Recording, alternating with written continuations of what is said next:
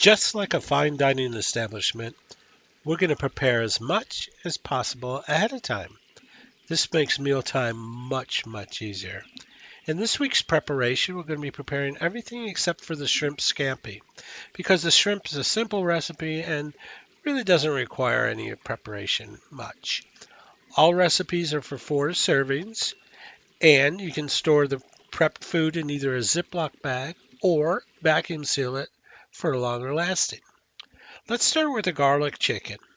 Wash and quarter 2 pounds of red potatoes, and in a stainless steel bowl, prepare a mixture of olive oil, salt, pepper, and cumin.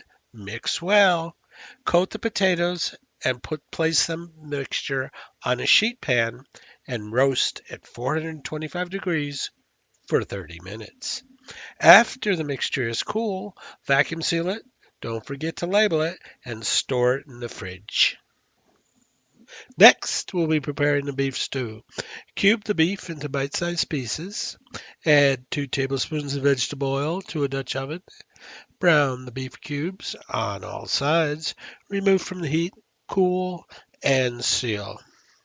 Peel and quarter the potatoes. Then cut 2 medium onions into 1/6 and store. And that'll do it for the beef stew recipe.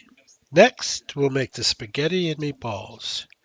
Mix all the ingredients for the meatballs in a stainless steel bowl, then simply brown the meatballs, let them cool, seal, and store.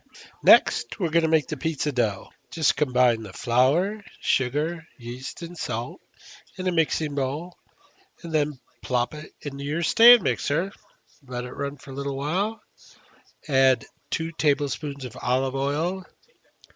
And if the dough is a little too sticky, add a little flour. If it's too dry, just add a little water.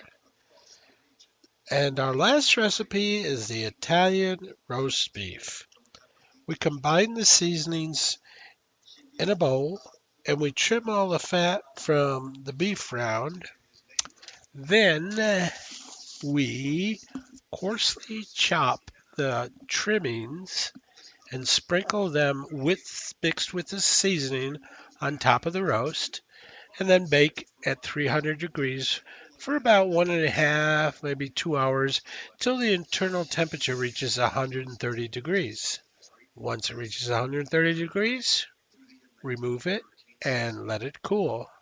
And after it's cool, you slice the meat about 1/4 inch, maybe to a 3/8 inch slice, and then vacuum seal it and refrigerate.